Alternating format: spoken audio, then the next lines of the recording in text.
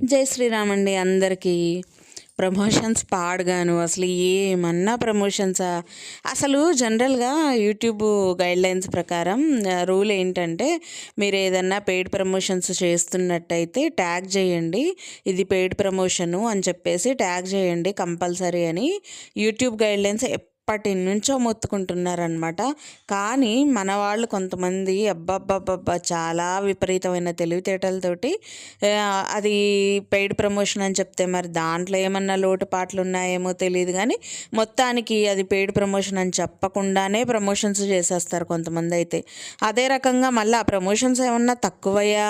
అసలు ఒక జ్యువెలరీ, మీకు లలిత జ్యువెలర్స్ తెలుసు, ఓనరే డైరెక్ట్గా వచ్చి పబ్లిసిటీ ఇచ్చుకొని నా బ్రాండ్ ఇది, నేనే ఒక యాడ్ రోల్ అన్నట్టుగా ఉంటాడనమాట ఈ సోషల్ మీడియాలో.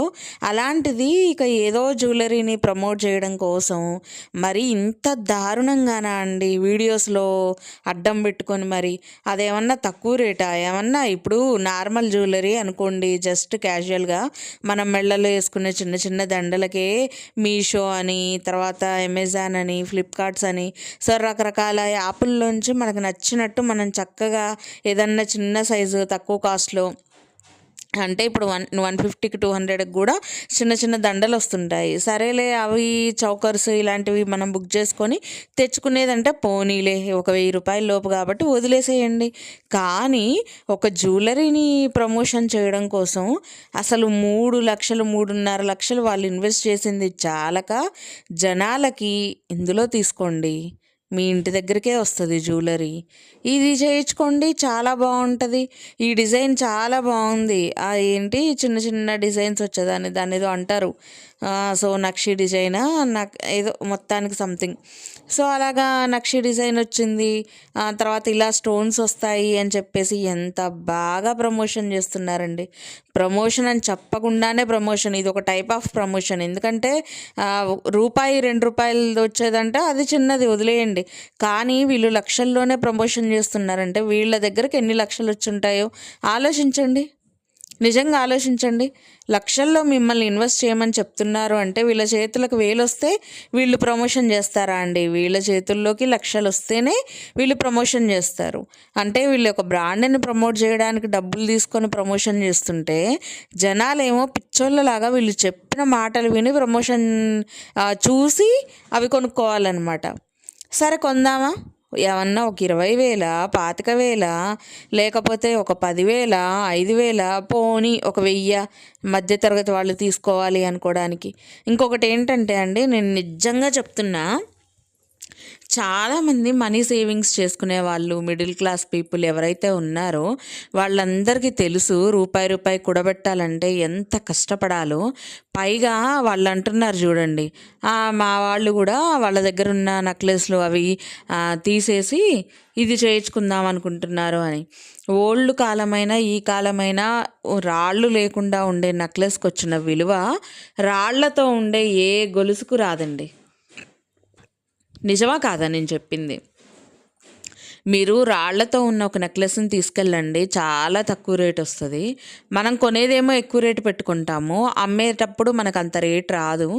కానీ మీరు ఇదే ప్లెయిన్ నెక్లెస్ కనుక తీసుకెళ్ళండి, అసలు అచ్చుగుద్దినట్టు మీరు ఎంతకైతే కొన్నారో అంతకు లాభమే వస్తుంది కానీ తగ్గదు.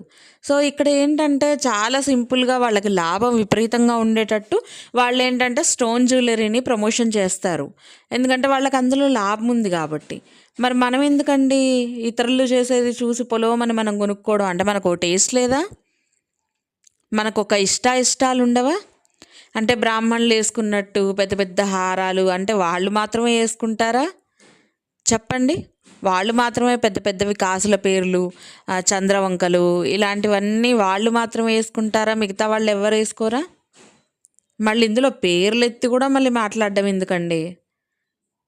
చేసేదే ఒక జ్యువెలరీ ప్రమోషను, అది కూడా జనాలు నష్టపోయేటట్టు చెప్పడం, దానికి కూడా మళ్ళీ అందులో వాళ్ళట్లా వీళ్ళు ఇట్లా ఉంటుంది, ఒకప్పుడు ఇట్లుంటుంది ఇప్పుడు. ఇవన్నీ ఎందుకండి మరి? నాకు తెలియక అడుగుతాను. అసలు దాదాపు ఎంతండి చెప్పింది? 23 గ్రాములు 25 గ్రాములు సమ్ అమౌంట్. అంటే ఇప్పుడు 25 గ్రాములు అంటే 2.5 తులాలు. అవునా కదా? తులం ఏమన్నా తక్కువ ఉందా అండి రేటు? 1,50,000 1,40,000 సమ్ అమౌంట్ మొత్తానికి అటే ఊగుతా ఉంది బంగారం.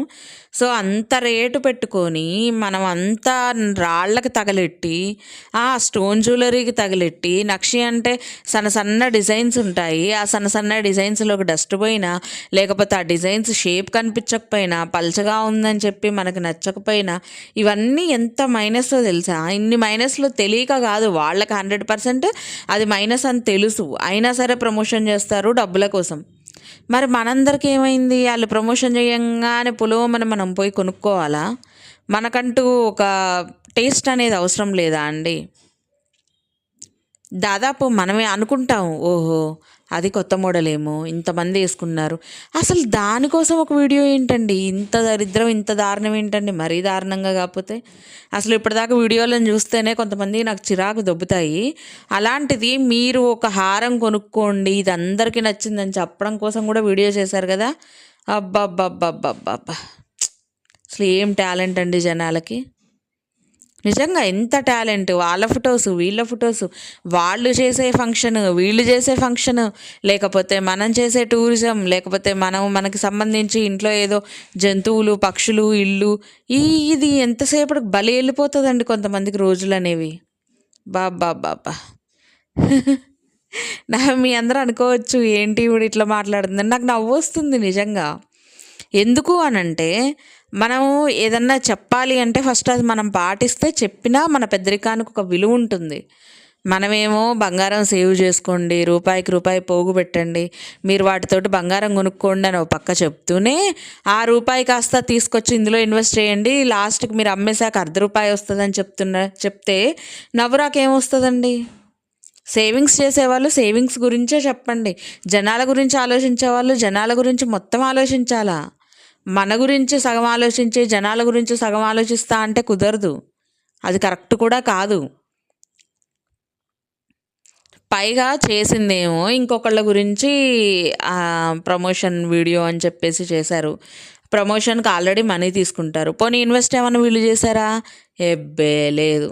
వాళ్ళ రిలేటివ్స్కే ఇన్వెస్ట్ చేస్తూ, అంటే వాళ్ళ డబ్బులతోటి వాళ్ళు ఇన్వెస్ట్ చేస్తుంటే వీళ్ళు షాప్కి వెళ్ళి అక్కడ జస్ట్ దానికి సంబంధించిన డీటెయిల్స్ చెప్పి ఆ జ్యువెలరీ షాప్ని కూడా ప్రమోషన్ చేసి డబ్బులేమో వీళ్ళకా, మళ్ళీ ఆ పనికిరాని పనికొచ్చే బంగారపు వస్తువు రిలేటివ్స్కి. అసలు మధ్యవర్తిత్వం భలే ఉందబ్బా నిజంగా. ఇదేదో బాగుంది.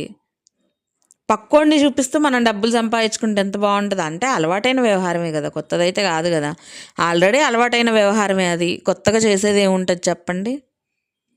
సో ఇది నాకైతే నిజంగా ఒక గోల్డ్ వస్తువు గురించి ఒక వీడియో, అది కూడా ప్రమోషనల్ వీడియో అని చెప్పకుండానే ప్రమోషన్.